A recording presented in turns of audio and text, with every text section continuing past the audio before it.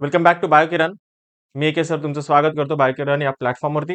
विद्यार्थी मित्रांनो, आजच्या या सेशनमध्ये आपल्याला डिटेलमध्ये डिस्कस करायचं आहे, तर ते म्हणजे प्राणी सृष्टी जे आपण बघितले होते, जे बेसिक कॅरेक्टर आपण डिस्कस केलेले होते, तर त्याचा हा पुढचा पार्ट जो आहे तर तो आपल्याला डिटेलमध्ये डिस्कस करायचा आहे. विद्यार्थी मित्रांनो, आज आपल्याला शिकायचं आहे ते म्हणजे फायलम पोरिफेरा, त्यालाच आपण रंधीय प्राणी संघ असं म्हटलं जातो. तर त्याबद्दल आपण डिटेलमध्ये इन्फॉर्मेशन बघूया.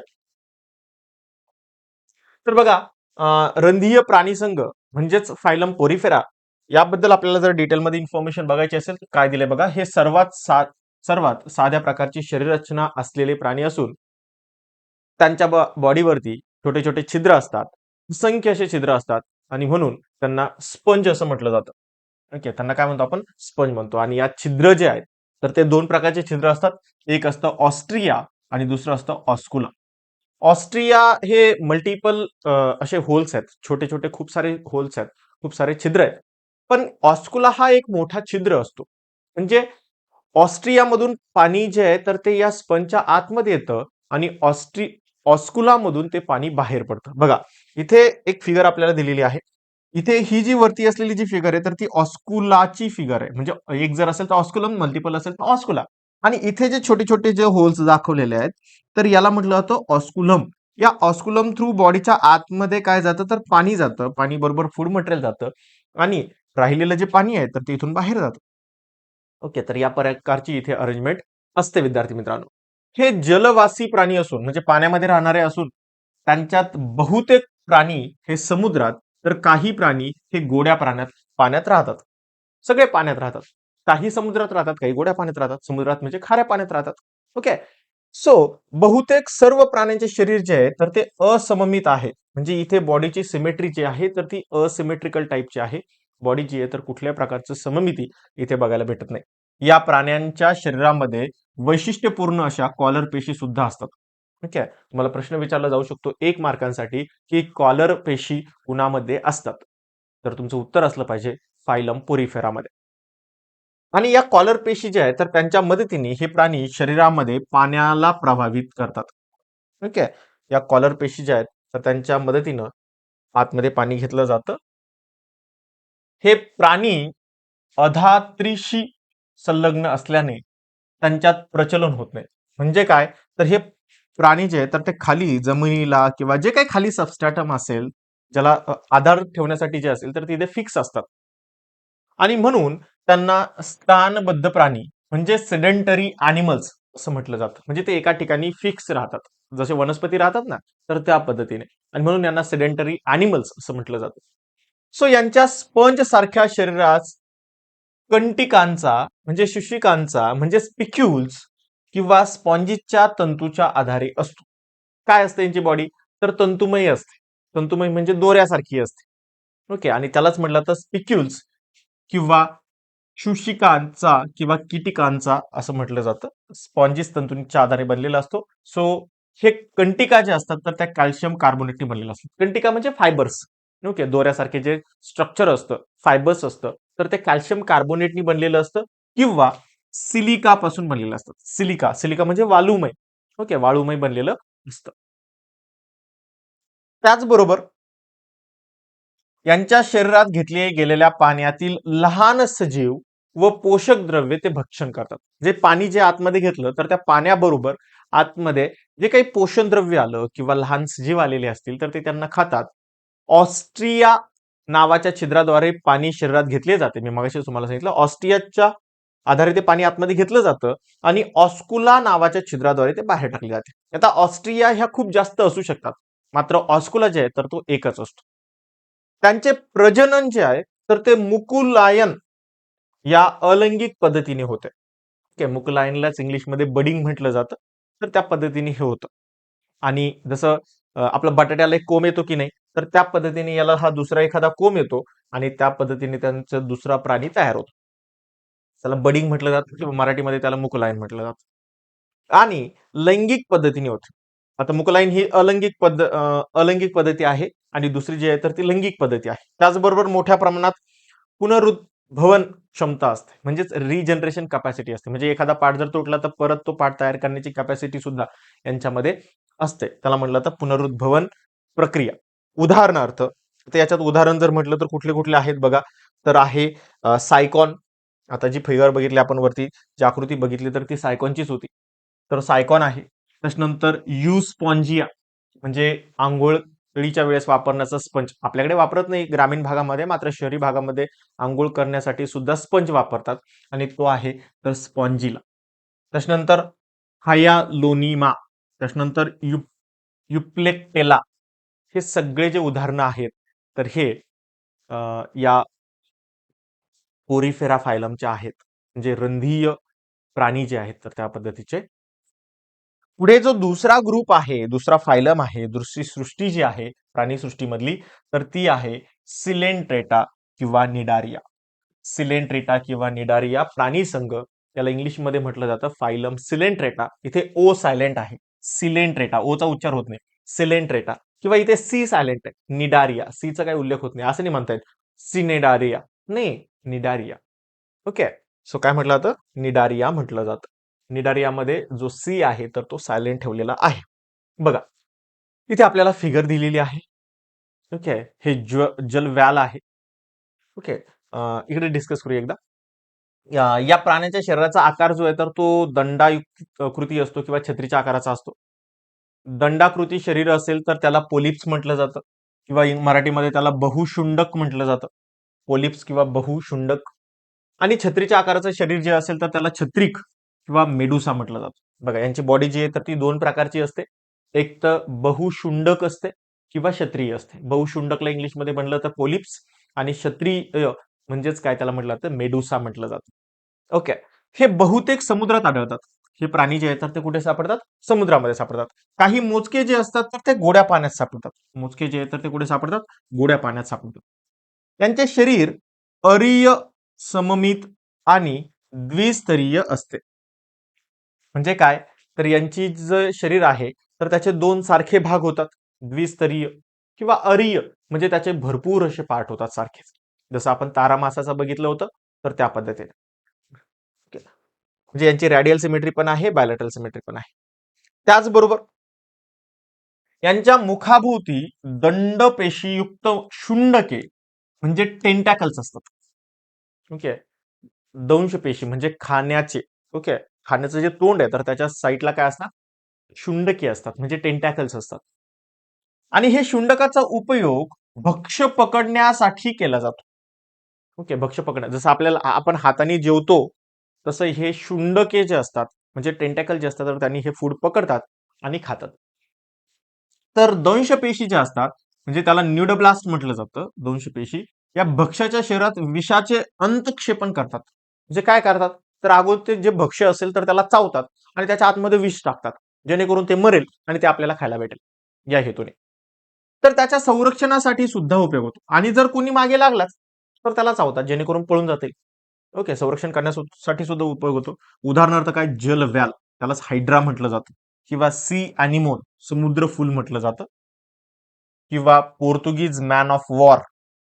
Okay. Portuguese man of war म्हणजे फायसेलिया. फायसेलियाला म्हटलं जातं पोर्तुगीज मॅन ऑफ वॉर. त्याच्यानंतर जेलीफिश, ऑरेलिया म्हटलं जातं, प्रवाळ, कोरल्स. हे सगळे उदाहरणं या निडारिया ग्रुपच्या आहेत. बघा, इथे आपल्याला फिगर दिलेली आहे. हे आपलं आहे जेलव्याल. याला मराठीमध्ये जलव्याल म्हणतात, इंग्लिशमध्ये त्याला हायड्रा म्हटलं जातं. हे त्याचे शुंडके आहेत, म्हणजे त्याचं टेंटॅकल्स आहेत. इथे त्याचं मुख आहे, हे त्याचं शीर्षण आहे, म्हणजे इथून शरीरामध्ये जे तयार झालेलं जे काही वेस्ट मटेरियल आहे तर ते बाहेर टाकलं जातं. त्याच्यानंतर ही पूर्ण शरीर आहे त्याचं. त्याच्यानंतर हे नवजात मुकुल, म्हणजे जे तयार झालेलं नवीन आता याच्यापासून परत तयार होईल, आणि इथे अंडाशय आहे. त्याच्यानंतर इथे बघा हे कोरल्स दिलेलं आहे, आणि इकडे सी अॅनिमोनची फिगर दिलेली आहे. हे सगळे सेलेंट्रेटा किंवा निडारिया प्राणी संघातले आहे. आता तुम्हाला पुढे दिलंय की तुम्हाला माहित आहे का, आंघोळीच्या पंच बद्दल दिलंय. आता आंघोळीचा पंच जो असतो तर तो बघा या या प्रकारचा इथे दिलेला आहे त्याची फिगर. ओके. तर अंघोळीचा स्पंज हा साधारणपणे गोलाकार प्राणी आहे. बघा, काय सांगितलं मी, गोलाकार प्राणी आहे. आणि याचे शरीर प्रामुख्याने स्पॉन्जीज नावाच्या प्रथिनांच्या तंतूने बनलेले असतात, आणि त्याच्यामध्ये जल धारण करण्याची क्षमता असते, म्हणजे त्याला पाणी पकडून ठेवण्याची क्षमता असते त्याच्यामुळे. पूर्वीच्या काळी अंघोळीसाठी याचा वापर केला जायचा. तसेच लोड, तक्के असेल, लोड असेल, उशा असतील, या बनवण्यासाठी सुद्धा तो वापरतात. कार्यालयातील तिकिटे चिटकवताना ती ओली करण्यासाठी किंवा कागद किंवा चलनी नोटा मोजताना याचा वापर केला जात होता, जेणेकरून त्याच्यामध्ये पाणी ठेवायचं, पाण्यामध्ये बोट बुडवायचं आणि ते ओलं झालं की मग असे मोजायचे, तर त्याचा वापर केला जायचा. तर हे होतं स्पंज, किंवा यालाच आंघोळीचा स्पंज सुद्धा म्हटलं जातं.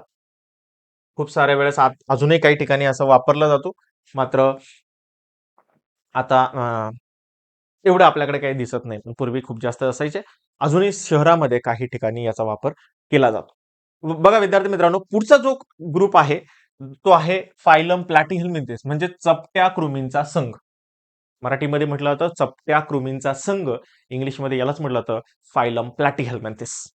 आता हा चपट्या कृमीचा जो संघ आहे, म्हणजेच फायलम प्लॅटिहेल्मिंथेस जो आहे, तर त्याचे शरीर जे असतं तर ते सडपातळ असतं, पानासारखं किंवा पट्ट्यांसारखं असतं. पट्ट्यांसारखे हे चपटे असतात आणि म्हणून त्यांना चपटे कृमी असं म्हटलं जातं. मराठीमध्ये यालाच चपटे कृमी म्हणतात, इंग्लिशमध्ये याला फ्लॅटवर्म्स म्हटलं जातं. इंग्लिशमध्ये याला चपटे, दोन्ही साईडनी असे चपटे दाबल्यासारखे दिसतात. ओके. बहुतेक हे अंतःपरजीवी आहे, म्हणजे एंडोपॅरासाइट आहे, म्हणजे दुसऱ्या कुठल्या तरी प्राण्याच्या शरीराच्या आतमध्ये हे वाढतात. परंतु थोडे असे जे आहेत तर ते स्वतंत्र राहणारे असून ते पाण्यात आढळतात. आणि काही जे असे म्हणजे बहुतेक हे तर दुसऱ्याच्या शरीरामध्येच असतात, पण काही मात्र असे पण प्राणी आहेत हे स्वतंत्र आहेत आणि हे पाण्यामध्ये राहतात. त्याचबरोबर याचे शरीर जे आहे तर ते देह गुहाहीन असून द्वि व पार्श्व सममित असते.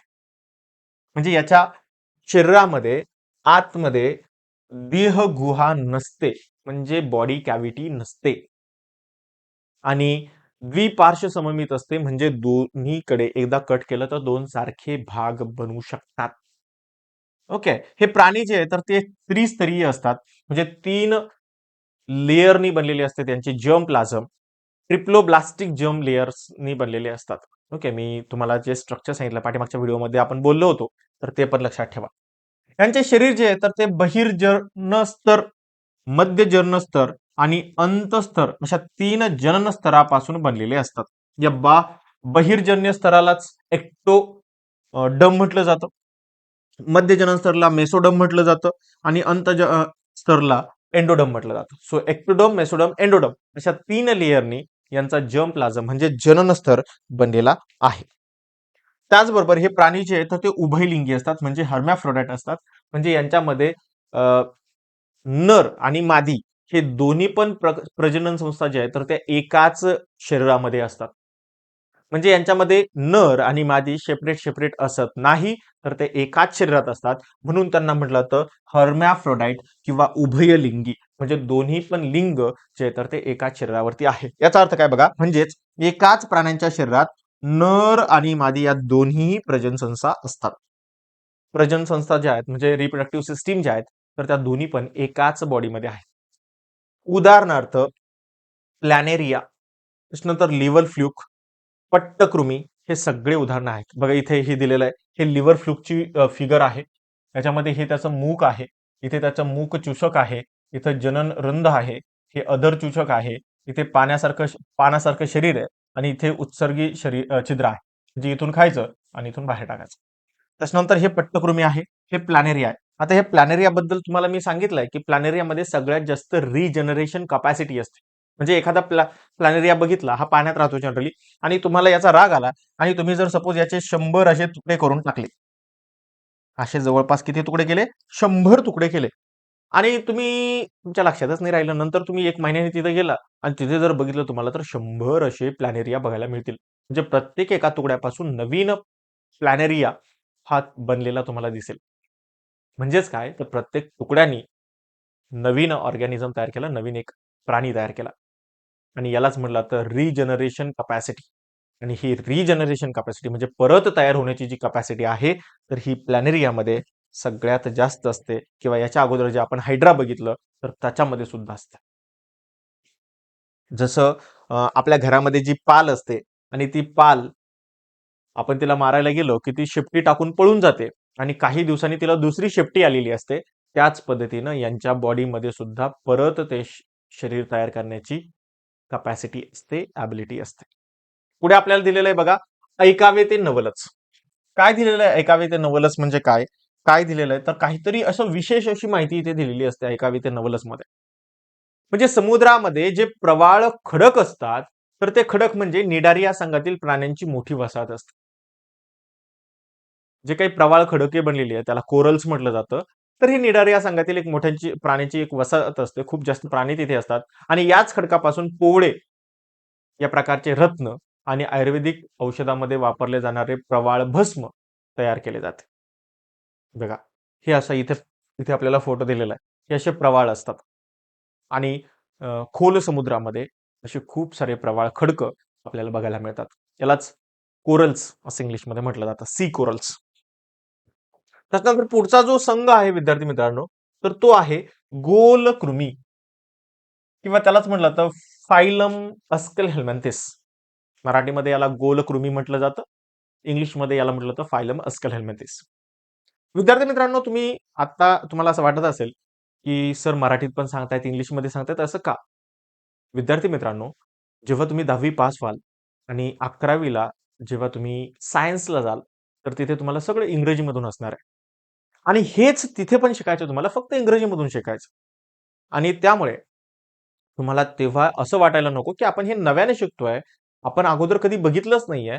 तर यासाठी मी तुम्हाला हे इंग्रजीमधून सुद्धा काही गोष्टी सांगतोय. हे आत्ता समजून घ्या. म्हणजे फ्युचरमध्ये तुम्ही 11वीला सायन्सला गेल्यानंतर, 12वी सायन्सला गेल्यानंतर पुढे नीट एक्झाम असते, IIT JEE एक्झाम असते, CET एक्झाम असते, MST CET एक्झाम असते. CETमध्ये परत 2-3 प्रकार आहेत. PCM वेगळा आहे, PCB वेगळा आहे, नर्सिंग CET वेगळी आहे. तर या परीक्षा देत असताना तुम्हाला कमी वाटायला नको, की आपण हे पहिल्यांदा शिकतोय किंवा आपल्याला अगोदर काही येत नाही. तर त्याची तयारी म्हणून मी तुम्हाला हे आत्तापासूनच या गोष्टी ज्या आहेत तर त्या सांगण्याचा प्रयत्न करतोय विद्यार्थी मित्रांनो. तर बघा, आपल्याला पुढचा ग्रुप बघायचा आहे तर तो म्हणजे गोलकृमी किंवा त्यालाच म्हटलं जातं प्राणी संघ फायलम अस्कलहेल्मिंथेस. तर गोलकृमी प्राणीसंघ किंवा फायलम अस्कलहेल्मिंथेस. तर या प्राण्यांचे शरीर जे आहे तर ते लांब असते. बघा इथून इथपासून तर इथपर्यंत लांब आहे आणि इथपासून इथपर्यंत असे लांब आहे. त्याच्यानंतर ही बारीक असते धाग्यासारखी किंवा दंड गोलाकार असते आणि म्हणूनच याला काय म्हटलेलं आहे तर गोलकृमी म्हटलेलं आहे. आता इथे जर बघितलं आपण तर बघा इथून ही बॉडी जी आहे तर ती अशा पद्धतीनं आहे.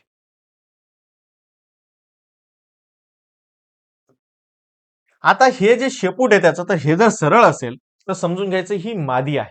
हे आपल्या पोटामध्ये राहता. आपल्याला जेव्हा आई म्हणते ना, की बाळा जास्त गोड खाऊ नको नाही तर पोटात जंत होतील. आता ते पोटातले जंत म्हणजे हे आहे. आणि हे आपल्या पोटामध्ये वाढतात. ओके. आणि हे जर नर असेल, कसं ओळखायचं? नर हा छोटा असतो. नर छोटा असतो आणि त्याची शेपटी जी आहे तर ती अशी वाकडी असते. ह्या नरची शेपटी जी आहे तर ती अशी वाकडी आहे. ती सरळ होत नाही. ओके. आपण म्हणतो ना कुत्र्याचं शेपूट वाकडं ते वाकडंच. नळीत घाला नाही तर काय तसं घाला.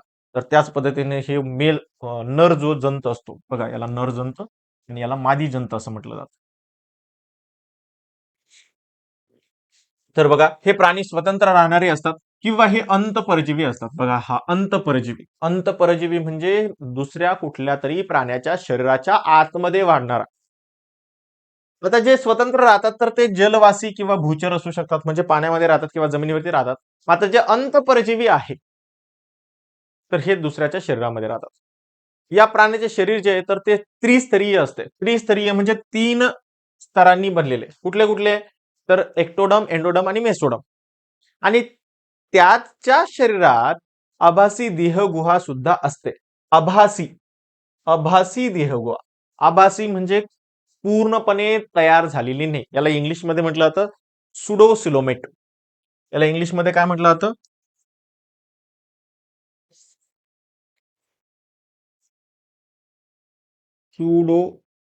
सुडोसिलोमेट. ओके. याला इंग्लिशमध्ये म्हटलं जातं सुडोसिलोमेट. म्हणजे आभासी देहगुहा. म्हणजे ही पूर्ण अशी पोकळी नाहीये शरीरामध्ये, पूर्ण अशी ट्यूब तयार झालेली नाहीये, तर ती पॅचेसच्या फॉर्म मध्ये तयार झालेली आहे. म्हणजे कुठे आहे कुठे नाहीये, कुठे आहे कुठे नाहीये, अशी तयार झालेली आहे. सो त्याला म्हटलं तर सुडोसोलोमेट. आणि हा अस्कल हेल्मिंथिस म्हणजे गोलकृमी प्राणीसंग्रह हा एकमेव असा प्राणीसंघ आहे की ज्याच्यामध्ये आभासी देहगुहा म्हणजे सुडोसिलोमेट असते. या कृमीचे शरीर अखंडित असून त्याच्या भोवती भक्कम उपचर्म असते. म्हणजे याचं शरीर जे आहे तर ते कुठं तुटलेलं नसतं. ओके, तर एकसारखं असतं. आणि हे प्राणी जे आहे तर ते एकलिंगी असतात. म्हणजे काय, तर नर आणि मादी हे वेगवेगळे आहेत. उदाहरणार्थ पोटातील जंत, हे हे पोटातील जंत आहे, यांनाच म्हटलं जातं अस्कॅरिस. पोटातील जनतेला काय म्हटलं जातं, जंताला काय म्हटलं जातं, अस्कॅरिस म्हटलं जातं. त्याच्यानंतर हत्तीपाय रोगाचा जंत, हत्तीपाय रोग ज्याच्यामुळे होतो तर तो फिलारिया वम्स. म्हणजे हत्तीसारखा पाय तयार होतो एवढा सुचतो, किंवा आपला हात हत्तीच्या पायासारखा एवढा सुचतो. हे होतं कुलेक्स नावाचा एक मच्छर म्हणजे डास चावल्यामुळे. आणि हा डास चावल्यानंतर 16 ते 18 महिन्यानंतर आपल्याला हा फिलारिया वर्म जो आहे तर तो आपल्या शरीरात वाढतो आणि त्यानंतर आपल्याला हत्तीपाय रोग होतो. म्हणजे डास चावू नये यासाठी आपण काळजी घेणं गरजेचं आहे. डासापासून खूप सारे रोग होतात, जसं की मलेरिया होतो, त्यानंतर गोचिड ताप होतो, सॉरी, खूप सारे असे आहेत. म्हणजे फिलारिया आहे, टायफॉइड आहे, नाही टायफॉइड नाही आहे, त्याच्यानंतर चिकनगुनिया आहे वगैरे वगैरे. ओके, खूप सारे. त्याच्यानंतर डोळ्यातील जंत, डोळ्यामध्ये सुद्धा जंत होऊ शकतात. जर डोळ्याची सफाई ठेवली नाही तर त्याला म्हटलं तर लोवा लोवा इत्यादी. हे सगळे जे उदाहरण आहेत तर हे अस्कल हेल्मिंथिस म्हणजे गोलकृमी प्राणी संग्रहाचे आहेत. त्यानंतर पुढे दिलेलं आहे वलयी प्राणी संघ. पुढे आहे वलयी प्राणी संघ, त्यालाच म्हटलं तर फायलम ॲनिलिडा. ओके, वलयी प्राणी संग्रह किंवा त्याला म्हटलं तर फायलम ॲनिलिडा. आता हे प्राणी जे आहेत तर ते लांबट दंडकृती असून त्याचा कायाखंड खंडीभवन म्हणजे मेटामेरिक सेगमेंटेशन आढळते. आता मेटामेरिक सेगमेंटेशन म्हणजे काय विद्यार्थी मित्रांनो, तर बघा ह्या लाइनिंग ज्या आहेत ना, या लाइनिंग, ह्या ज्या लाईन दिसतात तर याला म्हटलं जातं सेगमेंटेशन. ओके, आणि हे सारख्याच अंतरावरती असतं, सुरुवातीपासून शेवटपर्यंत असतं, म्हणून याला कायखंड खंडीभवन म्हणजेच मेटामेरिक सेगमेंटेशन असं म्हटलं जातं. आणि म्हणून याचा खंडीभूत कृमी म्हणजेच सेगमेंटेड वर्म्स असं त्याला म्हटलं जातं. खंडीभूत कृमी म्हणजेच सेगमेंटेड वर्म्स असं यांना म्हटलं जातं. बहुतेक प्राणी स्वतंत्र राहणारे असतात, परंतु काही असे आहेत जे बाह्यजीवी म्हणजे एक्टोपॅरासाइट आहेत. म्हणजे काय, तर एखाद्या प्राण्याच्या शरीराच्या वरती चिटकून राहणारे. जसं की आपल्याकडे सापडणारे जे गोचिड असतात ते कसं दुसऱ्या प्राण्याच्या गायी किंवा म्हशीच्या बाहेरला चिटकून राहतात, तर त्या पद्धतीने हे सुद्धा दुसऱ्या प्राण्याच्या बाहेरच्या साईडला चिटकून असतात, म्हणून त्यांना म्हटलं तर बाह्य परजीवी किंवा एक्टोपॅरासाइट. स्वतंत्र राहणारे प्राणी जे आहेत तर ते समुद्रात राहतात, गोड्या प्राण्यात राहतात, किंवा दोन्हीकडे पण राहू शकतात, किंवा काही तर असे आहेत जे जमिनीवरती सुद्धा राहतात. त्याच्यानंतर काही हे प्राणी जे आहेत तर ते हे त्रिस्तरीय यांच्यात असते. त्रिस्तरीय म्हणजे 3 स्तरांनी बनलेले असते. त्याच्यानंतर त्याला बाह्यस्तर, अंतस्तर, मध्यस्तर असं म्हटलं जातं. म्हणजेच एक्टोपॅरासाइट, सॉरी, एक्टोडम, मेसोडम, एंडोडम असे 3 लेयर असतात. त्याच्यानंतर द्विपार्श्व सममित असतात. म्हणजे यांच्यामध्ये काय असतं तर बॉडी जी आहे तर ती बायलॅटरली सिमेट्रिकल असते, 2 सारखे भाग पडतात. त्याच्यानंतर सत्य देहगुहा युक्त असतात. म्हणजे यांच्यामध्ये सिलोमेट अॅनिमल आहेत. म्हणजे यांच्यामध्ये जी बॉडी कॅव्हिटी जी आहे तर देहगुहा जी आहे तर ती पूर्णपणे असते. ओके, याला म्हटलं तर सिलोमेट. इथून पुढेचे जेवढे काही प्राणी आहेत तर ते सगळे सिलोमेट आहे, म्हणजे सत्य देहगुहा असलेले आहेत. त्याच्यानंतर यांचे जे प्रचलन होण्यासाठी यांच्यामध्ये सिटी किंवा दृढ रोम असे असतं, किंवा परापत म्हणजे पॅरापोडिया, किंवा चूषक म्हणजे सकर्स यासारखे अवयव असतात प्रचलन करण्यासाठी, म्हणजे इकडून तिकडे जाण्यासाठी. यांच्यामध्ये काय, तर दृढ रोम म्हणजे सिटी असतं, किंवा पारापत म्हणजे पॅरापोडिया असतात, किंवा चूषक म्हणजे सकर्स या पद्धतीचे अवयव त्यांना इकडून तिकडे जाण्यासाठी असतात. यांच्या सर्वांगाभोवती विशिष्ट असं उपचर्म म्हणजे क्युटिकल असतं, म्हणजे एक कव्हरिंग असतं प्रोटेक्शन करण्यासाठी, संरक्षण होण्यासाठी. त्याचबरोबर हे प्राणी जे आहे तर ते उभयलिंगी किंवा एकलिंगी असतात. हे प्राणी जे आहे तर ते उभयलिंगी असतात. म्हणजे दोन्ही पण लिंग एकाच शरीरामध्ये असतात किंवा एक नर आणि मादी वेगवेगळे असू शकतात. उदाहरणार्थ काय, तर गांडूळ याला अर्थव म्हटलं जातं. बघा ही गांडूळची फिगर आहे आणि याच्या बॉडीवरती इथे गुदद्वार आहे, हे खंडन आहे, प्रेमखला आहे, इथे एक मोठं एक असा एक असतो पार्ट, त्याला प्रमेखला म्हटलं जातं आणि इथे तोंड असतं. त्याच्यानंतर हा जळू आहे. ओके, जळूचा इथे गुदद्वार असतो, इथे त्याचं मुख असतं आणि असा तो चिटकतो आणि आपलं रक्त ओढून घेतो. याच्यावरती खूप साऱ्या आयुर्वेदामध्ये या जळूचा वापर केला जातो वेगवेगळ्या थेरपी देण्यासाठी. त्याच्यानंतर इथे आहे नेरिस, आपण त्याला गोम म्हणतो आपल्याकडे. ओके, बघा इथे त्याचं शुंडक असतं, इथे त्याचं मुख असतं, हे पूर्ण शरीर आहे, इथे त्याचं गुदद्वार असतं आणि इथे पार्श्वपाद त्याच्यावरती असतात, खूप सारे पाय असतात त्याला. आता गांडूळ जो आहे तर तो जमिनीत राहतो, जमीन भुसभुस करतो, भुसभुशीत करतो आणि म्हणून त्याला आपण शेतकऱ्याचा मित्र सुद्धा म्हणतो. ओके, त्याच्यानंतर पुढे दिलेलं आहे ते म्हणजे संधिपाद प्राणी संघ.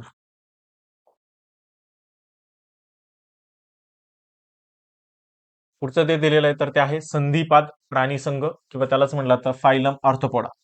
आता हा फायलम जो आहे तर तो जगामध्ये सगळ्यात जास्त मोठा असा एक संघ आहे प्राणी संघ. ओके, संधिपाद म्हणजे काय, तर यांच्या पायांना सांधे असतात, जॉईंट असतात. ओके.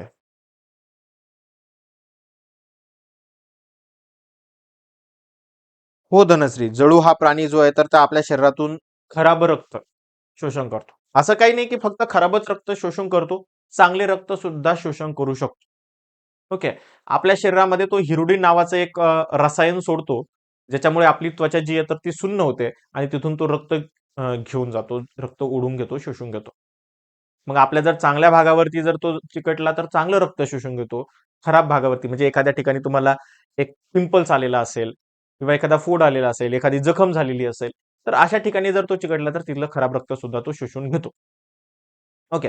आता पुढे दिलेलं आहे बघा, संधिपाद प्राणी संघ किंवा फायलम आर्थ्रोपोडा. आता फायलम आर्थ्रोपोडा हा जगातला सगळ्यात मोठा फायलम आहे. या प्राण्यांना छोट्या छोट्या तुकड्यांनी जोडून तयार झालेली उपांगी असतात. म्हणजे इथे सांधे असतात, जॉईंट असतात आणि त्या जॉईंटनी मोठे अंग जे आहे तर ते जोडलेले असतात आणि म्हणून यांनाच काय म्हटलं तर संधिपाद प्राणी म्हणतात. म्हणून यांना काय म्हटलं जातं, संधिपाद प्राणी. आता पृथ्वीवर या संघातील प्राण्यांची संख्या सर्वात जास्त आहे. बघा हे खूप महत्वाचं आहे. पृथ्वीवर या संघातील प्राण्यांची संख्या खूप जास्त आहे. एक मार्काला प्रश्न विचारला जाऊ शकतो आणि म्हणून संधिपाद प्राणी संघ हा प्राण्यांमधील सर्वात मोठा आणि जीवन संघर्षात सर्व प्रकारे यशस्वी झालेला संघ आहे. म्हणजे आतापर्यंत पृथ्वीवरती जवळपास 5 वेळेस जी काही सजीव सृष्टी आहे तर ती नाहीशी झालेली आहे काही प्रमाणात आणि त्या सगळ्यांमध्ये हे जे आहे संधिपाद प्राणी तर हे वाचलेले आहेत आणि त्याच्यामुळे जीवन संघर्षात सगळ्यात प्रकारे यशस्वी झालेला संघ म्हणून या संधिपाद प्राणी संघाला म्हटलं जातं. हे प्राणी जे आहे तर ते खोल महासागरात तसेच सर्वात उंच पर्वत शिखरावरती अशा दोनही अधिवासात सापडतात. या प्राण्याचे शरीर जे आहे तर ते त्रिस्तरीय असते. सत्य देहगुहायुक्त द्विपार्श्व सममित असून खंडीभूतही असते. म्हणजे काय बघा, हे वाक्य खूप महत्वाचं आहे. खूप सारे गुण याच्यात सांगितलेले आहेत. त्रिस्तरीय म्हणजे काय, तर 3 स्तरांनी बनलेले असते, बाह्य मध्य अंत. त्याच्यानंतर सत्य देहगुहा म्हणजे सिलोमेट अॅनिमल आहेत, बॉडीमध्ये आतमध्ये एक पोकळी आहे. त्याच्यानंतर द्विपार्श्व सममित म्हणजे मधून जर कट केलं तर 2 सारखे भाग पडू शकतात आणि खंडीभूत म्हणजे यांच्यामध्ये सेगमेंटेशन असतं, जसं की आपण गांडूळमध्ये बघितलं होतं. त्याच्यानंतर यांच्या शरीराभोवती कायटिन युक्त बाह्य कंकाल म्हणजे एक्झोस्केलेटन असतं. कायटिन पासून बनलेलं असतं. कायटिन कुठे वापरलं होतं तर आपण बघितलं होतं बघा, फंजाई जी असते, बुरशी जी असते तर त्यांची पेशीभित्तिका जी आहे तर ती कायटिन पासून बनलेली असते. त्याच पद्धतीने त्याच प्रोटीन पासून, त्याच प्रथिनांपासून म्हणजेच कायटिन युक्त यांचं बाह्य कंकाल म्हणजे बाहेरची बॉडी, ज्याला एक्झोस्केलेटन म्हटलं जातं, तर ते बनलेलं असतं यांचं प्रोटेक्शन करण्यासाठी, यांचं संरक्षण करण्यासाठी. आणि हे प्राणी जे आहे तर हे एकलिंगी प्राणी असतात. एकलिंगी प्राणी असतात म्हणजे यांच्यामध्ये नर आणि मादी वेगवेगळे असतात.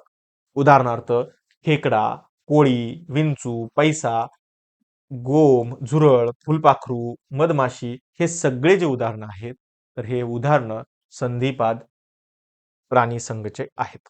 बघा इथे आपल्याला काही फिगर पण दिलेले आहेत. हा बघा पैसा आपल्याला दिलेला आहे. हे आपलं झुरळ दिलेलं आहे. इथे विंचू आहे, इथे फुलपाखरू आहे. हे सगळे जे उदाहरण आहे तर ते या प्राणी संघातले प्राण्यांचे आहेत.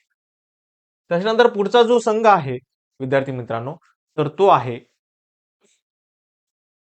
म्हणजे मृदुकाय प्राणी संघ. ओके, पुढचा जो आहे तर तो आहे मृदुकाय. यालाच म्हटलं जातं फायलम मोलुस्का. ओके, या प्राण्यांचे शरीर जे आहे तर ते मऊ असते, गुळगुळीत असते आणि म्हणून यांना मृदुकाय प्राणी असं म्हटलेलं आहे. ओके, या शरीरात प्राण्यांचं शरीर कसं आहे, मऊ आहे आणि गुळगुळीत आहे. गुळगुळीत म्हणा, बुळबुळीत म्हणा. ओके, म्हणजे मऊ आहे थोडक्यात. आता या प्राण्यांमधील दुसरा सर्वात मोठा असा संघ आहे. हा जो संघ आहे तर ऑर्थोपोडा नंतर मोलुस्का हा सगळ्यात जास्त डायव्हर्सिटी असलेला, सगळ्यात जास्त विविधता असलेला, सगळ्यात मोठा असा संघ आहे. हे प्राणी जे आहेत तर ते एक तर पाण्यामध्ये राहतात किंवा जमिनीवर तर राहतात, म्हणून त्यांना जलचर किंवा भूचर असं म्हटलं जातं. आता जलचर मृदुकाय प्राणी हे बहुतेक समुद्रामध्ये राहणारे असतात, परंतु काही असे आहेत जे गोड्या पाण्यामध्ये सुद्धा सापडतात. त्यांचं शरीर जे आहे तर ते त्रिस्तरीय असतं, देहगुहायुक्त असतं, अखंडित आहे, मृदू असतं. ओके, बघा काय त्रिस्तरीय म्हणजे तीन स्तरांनी बनलेलं आहे. देहगुहायुक्त म्हणजे यांच्या बॉडीमध्ये एक पोकळी आहे, अखंडित आहे आणि मृदू असतं. गोगलगाई सारखे प्राणी वगळता सर्वांचे शरीर द्विपार्श्व सममित दाखवते. गोगलगाय जर सोडली तर बाकीचे जे सगळे तर ते द्विपार्श्वभूमी दाखवते, म्हणजे शरीरातून जर मधून जर कट केलं तर दोन सारखे भाग बनू शकतात.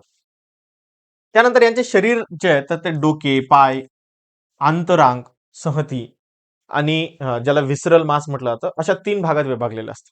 काय? डोकं, पाय आणि अंतरांग संहती म्हणजे विसरल मास. अशा 3 पार्टमध्ये गट. अंतरांग संगती म्हणजे जे विसरल मास आहे तर त्याला प्रवाळ म्हणजे मॅन्टल या पटली संरचनेने आच्छादलेले असून हे प्रवाळ कठीण कॅल्शियम कार्बोनेटने बनलेले असं एक संरक्षकयुक्त कवच म्हणजे शेल संस्रावित करते आणि हे कवच शरीराभोवती किंवा शरीरामध्ये असते तर काहींमध्ये ते नसते. आता हे कवच म्हणजे काय? तर आपल्याला सापडणारं शंख किंवा शिंपले जे असतात तर ते त्यालाच म्हटलं जातं मॅन्टल आणि हे मॅन्टल जे बनलेलं असतं तर हे बनलेलं असतं कॅल्शियम कार्बोनेटने. हे प्राणी जे आहे तर ते एकलिंगी असतात, म्हणजे नर आणि मादी जे आहे तर ते वेगवेगळे असतात. उदाहरणार्थ कालव किंवा द्विपुट किंवा शिंपला म्हटलं जातं त्याला. त्याच्यानंतर गोगलगाय, ऑक्टोपस हे सगळे उदाहरण आहेत. बघा इथे इथे हा ऑक्टोपस आहे, जगातला सगळ्यात हुशार प्राणी. आता माणूस स्वतःला हुशार समजून घेतो, माणूस सगळ्याला आपण म्हणतो की आपण सगळ्यात हुशार आहे. पण याला जर तुम्ही कॅल्क्युलेशन करायला जर दिले, म्हणजे एखादं जर भुलभुलैयामध्ये याला जर सोडलं आणि याला जर बाहेर करायला सांगितलं तर हा याचा मेंदू वापरून, याच्यात खूप सारे मेंदू आहेत, तर हे वापरून हा बाहेर येतो. त्याला तुम्ही कुठे पॅक नाही करू शकत. ओके, म्हणजे एखाद्या बर्नीमध्ये ठेवलं तर तो आतमधून बर्नी उघडतो. तर या पद्धतीने सगळ्यात हुशार प्राणी आहे हा ऑक्टोपस. त्याच्यानंतर इथे हा शिंपला आहे, त्याच्यामध्ये मोती वगैरे मिळतात बघा. आणि इथे आपला हा आहे गोगलगाय, त्याच्यावरून शिंक पण दिसतो तुम्हाला. ठीक आहे, तर हे सगळं बनलेलं असतं. बघा इथे दिलेलं आहे, ऑक्टोपस हा असमपृष्ठरज्जू प्राण्यामध्ये सर्वात हुशार प्राणी आहे. तो स्वतःचा रंग बदलू शकतो. ऑक्टोपस हा पोहणे, सरपटणे, चालणे या तीनही प्रकारे हालचाल करू शकतो. ओके, त्याच्यानंतर ऑयस्टर हा जो शिंपला आहे तर त्याच्यापासून मोती मिळवतात आणि ते कसे मिळवतात हे तुम्हाला इंटरनेटवरती सर्च करायला इथे सांगितलेलं आहे. विद्यार्थी मित्रांनो, आजच्या लेक्चरमध्ये आपण इथेच थांबूया. जे काही पुढचा जो पार्ट आहे तर तो आपण उद्याच्या लेक्चरमध्ये कव्हर करू. उद्याच्या लेक्चरमध्ये हा पूर्ण चॅप्टर आपण संपून टाकू. तर विद्यार्थी मित्रांनो, आजचं हे सेशन तुम्हाला कसं वाटलं कमेंट बॉक्समध्ये नक्की सांगा आणि तुमचे जर काही प्रश्न असेल तर तेही विचारा. भेटूया परत पुढच्या लेक्चरमध्ये. तोपर्यंत bye, happy learning, take care.